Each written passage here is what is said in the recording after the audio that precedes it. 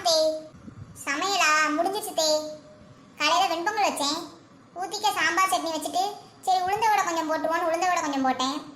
அப்புறம் உங்கள் மனைவியும் கேசரி இல்லாமல் சாப்பிட மாட்டார்ல வெண்பொங்கல் கூட, அதனால கேசரி கொஞ்சம் வச்சேன். என்ன இன்னைக்கு அதிசயமாக இவ்வளோ டிஷ் சமைச்சிருக்கா? இன்னைக்கு நம்ம கல்யாண நாளும் இல்லையே.